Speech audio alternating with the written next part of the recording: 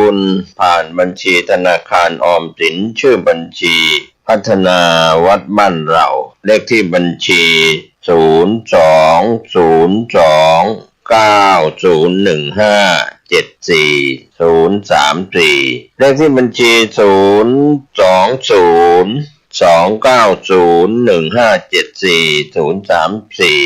หรือติดต่อสอบถามได้ที่พระครูภาวนาโสภิตไฝปัสนาผู้ช่วยศาสตราจารย์ด็อกเตอร์เจ้าวาดวัดบ้านเหล่าพระเจ้าตากเขียว0969525159ได้ทุกวันก็เป็นงานบุญงานกุศลคณะสงฆ์คณะศรัทธาพร้อมใจกันสร้างศาลาการประเรียนวัดบ้านเหล่าพระเจ้าตากเขียวอำเภอป่าซางจังหวัดลำพูนได้อนุโมทนาบุญร่วมกันมีความสุขในเทศกาลเข้าพรรษาออกพรรษาโดยทั่วหน้ากัน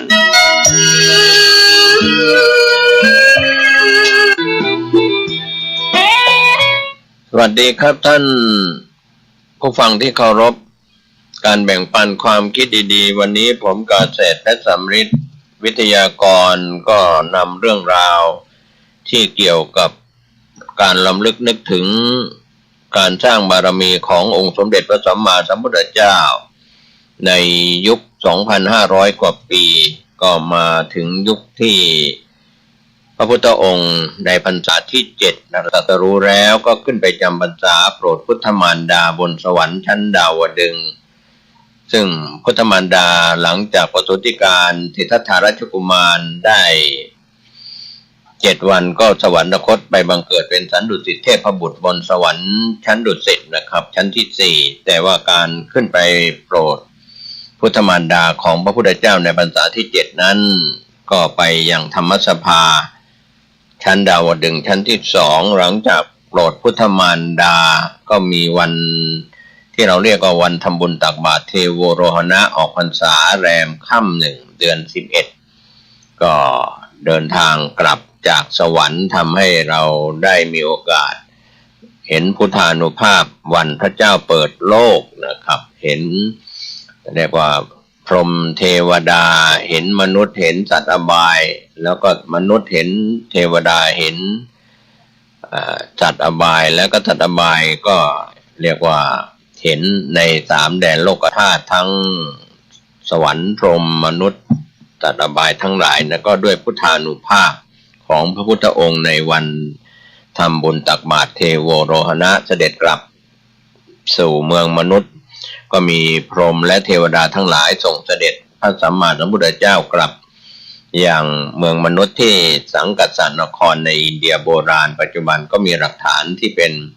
สังเวชนียสถานในส่วนที่ทำให้เรารำลึกนึกถึงแล้วเกิดธรรมสังเวชที่เมืองสังกัสสนครครับก็ยังปรากฏเป็นหลักฐานอยู่หลังจากที่พระพุทธองค์โปรดพุทธมารดากลับสู่เมืองมนุษย์แล้วพระพุทธองค์ก็เสด็จไปยังกรุงสาวัตถีนะครับท่านผู้ฟังไปประทับที่วัดพระเชตวันมหาวิหารก็เป็นการโปรดพระนางประชาบดีโคตมีเรียกว่าแม่น้านะครับพระนางก็คือน้องแม่ประชาบดีโคตมีซึ่งได้บวชเป็นภิกษุณีชื่อว่าพระมหาประชาบดีโคตมีเถรีพร้อมด้วยภิกษุณี500 รูปนะครับในสมัยนั้นก็เมื่อพระมหาประชาบดีโคตมีเถรีแม่น้านะครับซึ่งก็เป็น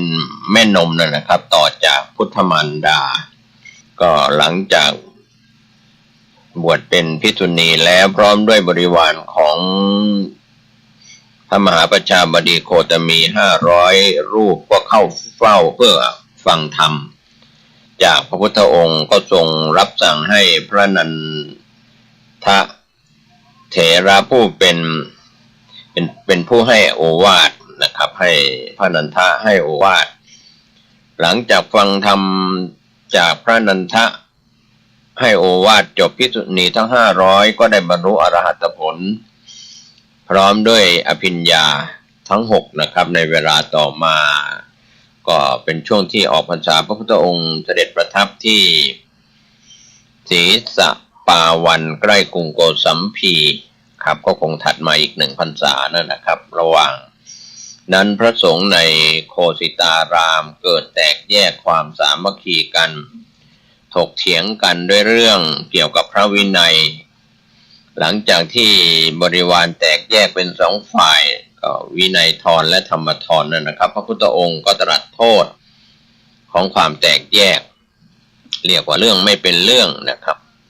แต่พระวินัยธรก็จะเคร่งครัดในพระวินัยพระธรรมธรนะครับเรียกว่าทะเลาะกันไม่ใช่พระ2 รูปทะเลาะกันเท่านั้นนะครับเทวบุตรเทวดาที่ถือฝ่ายก็ทะเลาะกันไปถึงสวรรค์ชั้นฟ้าทีเดียวเรื่องของพระวินัยนะครับเคร่งครัดไม่เคร่งครัดก็ไม่อยากจะพูดถึงในปัจจุบันว่าเรื่องของนิกายที่เคยทะเลาะเบาะแว้งกันมาในประเทศไทยนะครับทั้งธรรมยุตตนิกายแล้วก็ธรรมยุติกานิกายหรือมหานิกายก็ถือว่าเป็นพุทธบุตรด้วยกันนะครับจะนิกายไหนมหายานเถรวาทธรรมยุตหรือมหานิกายก็ตามก็เป็นภิกขุภาวะในปัจจุบันทั้ง2 นิกายสำหรับประเทศไทยในปัจจุบันก็ขอให้ปฏิบัติตามพระวินัยแต่ในยุคนั้นทะเลาะกันเมื่อพระธรรมธรและวินัยธรทะเลาะกันบริวารก็แตกแยกกันเป็น2 ฝ่ายองค์สมเด็จพระสัมมาสัมพุทธเจ้าก็ตัดถึงโทษแห่งความแตกแยกความสามัคคีของภิกษุ2 รูปภิกษุ2 ฝ่ายไม่ได้เชื่อฟังพระองค์จึงเสด็จหลีกออกจากกรุงโกสัมพีไปเยี่ยมพระภักคุเถระที่ภารกะโลนการามนะครับภารกะโลนการามในสมัยนั้นเพื่อไปเยี่ยมพระอนุรุทธเถระพระนันทิยเถระและพระกิมพิระเถระที่ปาจีนวังสะทายวันแล้วไปประทับจำพรรษาที่ป่าปาริไรยกะลักขิตวันในสมัยนั้นอยู่ในระหว่างกรุงโกสัมพีกับกรุงสาวัตถีก็เรื่องป่าปาริไรยกะนั้นก็จะมีช้างมีลิงที่ดูแลเฝ้าดูแลพระพุทธองค์หลังจากพระพุทธองค์ตรัสสอนพระวินัยธรธรรมธรที่ทะเลาะเบาะแว้งกันแล้วไม่เชื่อไม่ฟังก็หลีกเล่นไปอยู่ป่าเรียกว่าป่าลิไลยกะมีลิงคอยดูแลมีช้างคอยดูแลก็ประมาณพรรษาที่12นะครับขณะที่พระผู้มีพระภาคเจ้าประทับอยู่ที่กรุงเวสาลีพระนางพระมหาประชาบดีโคตมีเถรีพร้อมด้วยภิกษุณี500 รูปก็เข้ามาทูลลานิพพานเข้าไปซบเสียรลงแทบพระบาทของพระพุทธองค์นะครับพระมหาประชาบดีโคตมีนั้นก็มีความรักพระพุทธเจ้าเหมือนลูกชายแม้จะได้ออกบวชเป็นภิกษุณีแล้วก็รักนะครับมาทูลลาซบเสียรลงแทบพระบาทของพระพุทธเจ้าครับขอพระองค์ได้โปรดกรุณาอดโทษแก่หม่อมฉันด้วยนะครับก็กล่าวทูลว่าหม่อมฉันจะไม่ได้เห็นพระองค์อีกแล้วหากโทษใดๆของหม่อมฉันมีอยู่ขอพระองค์ได้โปรดกรุณาอดโทษแก่หม่อมฉันด้วยพระพุทธองค์ก็ทรงตรัสกับพระมหาประชาบดีโคตมีเถรีว่า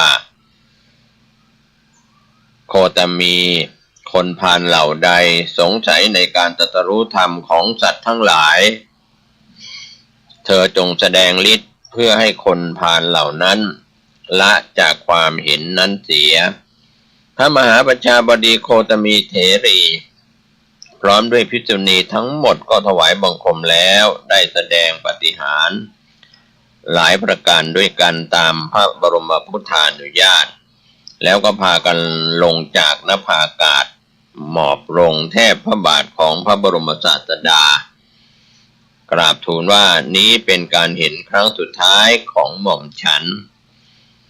พระเถรีประกาศแก่หมู่สงฆ์แล้วไหว้พระราหุลพระอานนท์พระนันทะแล้วก็ตรัสว่าลูกเอ๋ยพ่อจงรักษาพระพุทธศาสนาไว้ แม่เห็นพ่อครั้งนี้เป็นครั้งสุดท้ายแล้วก็กลับไปยังสำนักภิกษุณีเพื่อนิพพานพระบรมศาสดาเสด็จไปส่งพระมาตุจฉาแม่น้านะครับพร้อมด้วยภิกษุและหมู่ชนเป็นจำนวนมากจนถึงซุ้มประตูครั้งนั้นก็ได้เกิดแผ่นดินไหวใหญ่ขึ้นนะครับก็เป็นเรื่องราวที่พระมหาประชาบดีโคตมีเถรีพร้อมด้วยบริวารภิกษุณี500ก็มารานิพพานก็เป็นพระอรหันต์ทั้งหมดนะครับรานิพพานหลังจากนั้นพระอานนท์ซึ่งเป็นโอรสของพระเจ้าสุโกธนะซึ่งเป็นพระอนุชาของพระเจ้าสุโธธนะก็เป็นสหชาติเกิดวันเดียวกับพระพุทธองค์ก็ออกบวชพร้อมกับเหล่าสักยะที่อนุปิยะอัมพวันต่อมาก็ได้ฟังธรรมบรรยายของท่านปุณณมันตาลีบุตรเถระในเรื่องคาถาวัตถุ10ประการมีการชักนำภิกษุให้มีความปรารถนาน้อยสันโดษไม่คลุกคลีกับหมู่คณะเหล่านี้เป็นต้นนะครับอานนท์ก็ได้ดำรงอยู่ในโสดาปัตติผลในสมัยนั้นพอนับการพรรษามาถึงพรรษาที่20นะครับเรานำเล่าโดยย่อๆให้ท่านผู้ฟังผู้มีปัญญาได้เห็นพรรษาที่20นั้นพระพุทธองค์ทรงแต่งตั้งให้พระอานนท์เป็นพุทธอุปถากเรียกว่าอุปถากประจำพระพุทธองค์เนื่องจากทรงมีพระชนมายุมากแล้วในสมัยนั้นพระอานนท์ทำหน้าที่ทุกอย่างนับตั้งแต่ดูแลน้ำใช้น้ำฉันไม้สีฟันนวดพระหัตถ์พระบาทนวดพระปิฎดางหลังนะครับกวาดบริเวณพระคันธกุฎีและเดินตรวจรอบพระคันธกุฎีคืนละ9 ครั้งพระผู้มีพระภาคเจ้าทรงสรรเสริญพระอานนท์ว่าเป็นผู้รอบรู้เป็นผู้มีสติปัญญามีธรรมเป็นแบบอย่างมีความมั่นคงและก็เป็นอุปถากที่เลิศในพระศาสนานี้ของพระพุทธองค์โดยความที่เป็นผู้มีสติปัญญารอบรู้หลังจากพระพุทธองค์เสด็จดับขันธปรินิพพานแล้ว4 เดือนก็มีการประชุมสงฆ์เพื่อทำสังคายนาพระธรรมพระวินัยเป็นครั้งแรกที่ปากถ้ำสัตบัญญคูหาภูเขาเวภารบันพตกรุงราชคฤห์ในครั้งแรกนั้นก็เป็นการรวบรวมพระธรรมพระวินัยอันเป็นคำสอนของพระพุทธองค์ให้เป็นหมวดหมู่ด้วยการรักษาพระศาสนาให้ดำรงยั่งยืนนะครับท่านผู้ฟังก็เป็นประโยชน์สุขแก่สัตว์โลกทั้งหลายสืบไปคณะสงฆ์จึงเลือกให้พระอานนท์เป็นผู้วิสัชนาชี้แจงพระธรรมส่วนพระสูตรและพระอภิธรรมครั้งนั้นพระอานนท์คิดว่าเรายังไม่ได้บรรลุอรหัตผลยังไม่ได้เป็นอรหันต์เป็นพระโสดาบันการเข้าไปสู่ที่ประชุมจึงไม่สมควรก็จึงพยายามภาคเพียรเจริญทายคตาสติกรรมฐานอย่างหนักในคืนนั้นถึงเวลาใกล้รุ่งจึงออกจากที่จงกรมเพื่อจะเข้าไปพักผ่อนขณะที่พระอานนท์เอนกายลงศีรษะยังไม่ทันถึงหมอนจิตก็ได้พ้นจากกิเลสทั้งหลายบรรลุอรหัตผลเป็นพระอรหันต์พร้อมด้วยอภิญญา6และปฏิสัมภิทาทั้ง4ในคืนก่อนการสังคายนานั่นเองต่อมาพระเจ้าประเสนที่โกศลเป็นพระธรรมราชาในส่วนที่พระอานนท์ได้เป็นอุปถากพุทธเจ้าแล้วก็เล่าโดยย่อๆมาถึงยุคของพระเจ้าประเสนที่โกศลนะครับท่านผู้ฟังเป็นพระราชาแห่งแคว้นโกศลระหว่างพรรษาที่21ถึง45นั้นองค์สมเด็จพระสัมมาสัมพุทธเจ้าจะประทับอยู่ที่กรุงสาวัตถีแคว้นโกศลนานที่สุดในการบำเพ็ญพุทธกิจเพราะเหตุว่าสาวัตถีนั้นเป็นเมืองสงบสุขเจริญมั่งคั่ง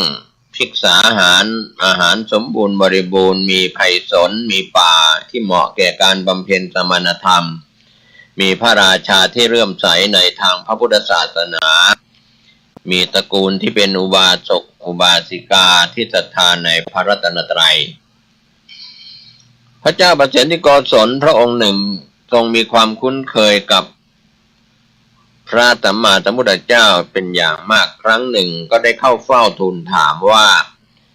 พระองค์ยังอยู่ในวัยหนุ่มบวชมาได้ไม่นานเหตุใดจึงกล้ากล่าวว่าได้ตรัสรู้พระสัมมาสัมโพธิญาณพระพุทธองค์ตรัสตอบพระเจ้าประเสนที่โกศลว่ามหาบพิตรไม่ควรดูหมิ่นสิ่งต่อไปนี้4ประการคือกษัตริย์ไม่ควรดูหมิ่นว่ายังทรงพเยาว์นะครับข้อที่2งูไม่ควรดูหมิ่นว่าตัวเล็กข้อที่3ไฟไม่ควรดูหมิ่นว่ากองเล็กข้อที่4ภิกษุไม่ควรดูหมิ่นว่าเพิ่งบวชใหม่เพราะสิ่งทั้ง4ประการเหล่านี้นะครับท่านผู้ฟังอาจทำให้เกิดคุณและเกิดโทษถึงแก่ชีวิตได้ทั้งสิ้นดังนั้นพระพุทธองค์เมื่อตัดสิ่ง4ประการกษัตริย์งูไฟและภิกษุว่าพระพุทธองค์สอนเรื่องนี้จบลงพระเจ้าประเสนที่โกศลก็ทูลว่าพระองค์ทรงกระทำทางสวรรค์และนิพพานให้แจ้งชัดแก่หม่อมฉันขอถึงพระพุทธพระธรรมและพระสงฆ์ว่าเป็นสรณะเป็นที่พึ่งที่ระลึกแล้วขอพระองค์ทรงจำว่าหม่อมฉันเป็นอุบาสกพูดถึงพระรัตนตรัยจนตลอดชีวิตตั้งแต่บัดนี้เป็นต้นไปครั้งสุดท้ายพระเจ้าประเสนที่โกศลเข้าเฝ้าพระพุทธองค์ณหมู่บ้านชายแดนแคว้นโกศลกับสักยะได้เข้าไปหมอบกราบแทบพระบาทพระพุทธองค์แล้วก็ตรัสถามว่ามหาบพิตรเหตุใดพระองค์จึงได้แสดงความรักความเคารพต่อตถาคตถึงเพียงนี้พระเจ้าประเสนที่โกศลก็ทูลว่าหม่อมฉันเลื่อมใสในพระองค์ผู้ตรัสรู้เองโดยพระปัญญาอันยิ่งเลื่อมใสในพระธรรมที่พระองค์ตรัสไว้ดีแล้วเลื่อมใสในพระสงฆ์ผู้ปฏิบัติดีปฏิบัติชอบพระองค์ทรงบำเพ็ญประโยชน์ยิ่งใหญ่ให้กับชาวสาวัตถีนั้นทรงกระทำให้มหาชนตั้งอยู่ในกุศลและคุณงามความดีอีกประการหนึ่งพระองค์อยู่ในวรรณะกษัตริย์หม่อมฉันก็อยู่ในวรรณะกษัตริย์พระองค์เป็นชาวโกศลหม่อมฉันก็เป็นชาวโกศลพระชนมายุของพระองค์ก็เท่ากับอายุของหม่อมฉันด้วยเหตุนี้หม่อมฉันจึงมีความเคารพรักอย่างยิ่งต่อพระพุทธองค์เช่นนี้อย่างนี้ก็เป็นการแสดงความเคารพนับถือของพระเจ้าประเสนที่โกศลนะครับต่อองค์สมเด็จพระบรมศาสดาสัมมาสัมพุทธเจ้าก็มีเรื่องเล่าต่อถึงอนาถบิณฑิกเศรษฐีนะครับท่านผู้ฟังเป็นบุตรของสุมณเศรษฐีในกรุงสาวัตถีปกติชอบบริจาคทานกับผู้ยากจนมีภรรยาชื่อปุณณรัคนาซึ่งเป็นน้องสาวของราชคหเศรษฐีในกรุงราชคฤห์ครั้งหนึ่งได้คุมกองเกวียน500ไปค้าขายที่กรุงราชคฤห์ก็พำนักอยู่ที่บ้านของราชคหเศรษฐีผู้เป็นพี่ชายของภรรยาพระบรมศาสดาหลังจากโปรดพุทธบิดาผู้เป็นพ่อและพระญาติวงศ์ที่กรุงกบิลพัสแล้วก็เสด็จกลับไปยังกรุงราชคฤห์ประทับอยู่ที่ป่าสีตะวันอนาถบิณฑิกะก็ทราบข่าวก็รีบเข้าไปเฝ้าได้ฟังพระธรรมเทศนาแล้วก็บรรลุโสดาปัตติผลเป็นอริยบุคคลเบื้องต่ำก็อาราธนาให้พระพุทธองค์เสด็จไปโปรดชาวสาวัตถีบ้างอนาถบิณฑิกะเสด็จจากกิจธุระแล้วก็กลับไปยังกรุงสาวัตถีระหว่างทางก็ได้บริจาคเงินสร้างเสนาสนะ สำหรับเป็นที่พำนักสงฆ์ไว้เป็นระยะเพื่อคอยเวลาที่พระพุทธองค์และหมู่สงฆ์จะเสด็จไปโปรดเมื่อกลับไปถึงก็ได้ขอซื้อที่ดินของเจ้าเชษฐ์ผู้เป็นโอรสของพระเจ้าประเสนที่โกศลสร้างพระคันธกุฎีสำหรับเป็นที่ประทับของพระพุทธองค์ตรงกลางก็แวดล้อมด้วยกุฎีของพระมหาสาวกสร้างศาลาทรงกลมสำหรับเป็นที่ประชุมสงฆ์สถานที่จงกรมที่พักกลางคืนกลางวันสำหรับสงฆ์สร้างสระโบกธรณีและอื่นๆที่ควรแก่การใช้สอยของสงฆ์ไว้เป็นอันมากขนานนามว่าพระเจตวันมหาวิหารเพื่อเป็นเกียรติแก่เจ้าเชษฐ์ผู้เป็นเจ้าของที่เดิมสร้างเสร็จแล้วก็ส่งคนไปทูลนิมนต์พระพุทธองค์เมื่อพระพุทธองค์เสด็จมาถึงประทับบนพุทธอาฏเรียบร้อยแล้วอนาถบิณฑิกะก็ถือเต้าน้ำทองคำหลั่งน้ำลงบนฝ่าพระหัตถ์ของพระพุทธองค์กล่าวถวายว่าข้าพระองค์ขอถวายพระเชตวันวิหารแด่พระพุทธองค์และสงฆ์ที่มาจากทิศทั้งสี่พระพุทธองค์ทรงรับอนุโมทนาแล้วตัดอานิสงส์ว่าการถวายวิหารเป็นทานอันเลิศในวันรุ่งขึ้นนะครับท่านผู้ฟังอนาถบิณฑิกะเศรษฐีทำการฉลองวิหารด้วยการให้ทานในเรือนทั้งเช้าและเย็นเป็นเวลา9เดือนนะครับทั้งหมด9เดือนฉลองเรียกว่าเหมือนงานปล่อยหลวงทางล้านนาทางภาคเหนือเชียงใหม่เราก็ฉลอง9เดือนอนาถบิณฑิกะเศรษฐีบริจาคทรัพย์เป็นค่าที่ดินค่าก่อสร้างและฉลองวิหารรวมทั้งหมด54โกฏถวายไว้ในพระศาสนาพระพุทธองค์ทรงสรรเสริญอนาถบิณฑิกะว่าเป็นผู้เลิศกว่าอุบาสกทั้งปวงในด้านการถวายทานก็มีเรื่องเล่าถึงนางวิสาขาซึ่งเป็นธิดาของธนนชัยเศรษฐีและนางสุมนาเทวีแห่งพัทยนครแคว้นอังคะในเวลาที่วิสาขามีอายุเพียง7 ขวบหรือว่า7 ปีนะครับท่านผู้ฟังพระพุทธองค์ทรงเห็นอุปนิสัยที่จะบรรลุธรรมหลังออกพรรษาที่5พระพุทธองค์จึงเสด็จไปยังพัทยนครเพื่อโปรดครอบครัวนี้เมนทกาเศรษฐีผู้เป็นปู่ส่งวิสาขาไปต้อนรับพระพุทธองค์เมื่อได้ฟังพระธรรมเทศนาแล้ววิสาขาพร้อมเด็กหญิงบริวารก็ได้บรรลุโสดาปัตติผลเมนทกาเศรษฐีตามมาเฝ้าพระพุทธองค์ทรงแสดงอนุบุพพิกถาก็มีเรื่องของทานเรื่องของศีลเรื่องของสวรรค์เรื่องของโทษของกามเรื่องของอานิสงส์ของการออกจากกามนะครับถ้ามีชื่อตามภาษาธรรมก็คือทานกถาศีลกถาสักขกถากามาทีนวกถาเนคขมมะนิสังสกถาแล้วก็แสดงอริยสัจสี่ทุกขสัจสมุทัยสัจนิโรธสัจมรรคสัจจบพระธรรมเทศนาเมนทกาเศรษฐีได้บรรลุโสดาปัตติผลในคราวนั้นเมื่อเจริญวัยวิสาขาก็ได้แต่งงานกับปุณณวัฒนะบุตรของมิคารเศรษฐีในกรุงสาวัตถีต่อมานางได้ทำให้บิดาของสามีเลื่อมใสในพระรัตนตรัยนางจึงมีโอกาสได้ทำกุศลตามที่ปรารถนา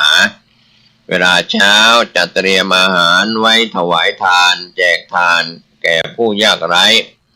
หลังภัตตาหารก็นำเภสัชและน้ำปานะไปถวายพระสงฆ์ถือดอกไม้ของหอมไปฟังพระธรรมเทศนาแล้วจึงกลับมายังเรือนนางทำเช่นนี้ทุกวันเป็นประจำต่อมาวิสาขาได้ขายมหาราดาปราสาทที่บิดามอบให้เป็นของขวัญในวันแต่งงานเป็นราคา9 โกฏนำมาสร้าง วัดบุพารามที่ใกล้ประตูเมืองด้านทิศตะวันออกสร้างปราสาทที่พักสำหรับพระพุทธองค์และก็หมู่สงฆ์ให้ชื่อว่ามิคารมาตุปราสาทสร้างเสร็จแล้วก็ทำการฉลองวัดบุพารามถึง4 เดือนหมดทรัพย์ไปทั้งสิ้น27 โกฏวันสุดท้ายแห่งการฉลองวิหารนะครับท่านผู้ฟังนางวิสาขาได้ถวายจีวรและเภสัชยาแก่ภิกษุทุกรูปนางเปล่งอุทานด้วยความปลื้มปีติว่าเราเคยปรารถนาถวายปราสาทเป็นวิหารทานถวายเตียงต่างเป็นเสนาสนะทานถวายสลักพัดเป็นโภชนะทานถวายผ้ากาสิกะพัดเป็นจีวรทานถวายเนยใสน้ำผึ้งน้ำอ้อยเป็นเภสัชทานส่วนในวันนี้ทุกสิ่งที่ปรารถนานั้นสำเร็จสมดังความตั้งใจแล้วพระพุทธองค์สรรเสริญนางวิสาขาว่าเลิศกว่าอุบาสิกาทั้งหลายในการเป็นผู้ถวายทานนะครับก็เป็นการย้อนรอยอดีตเรื่องของพุทธานุสติรำลึกนึกถึงคุณของพระพุทธเจ้าที่ทรงโปรด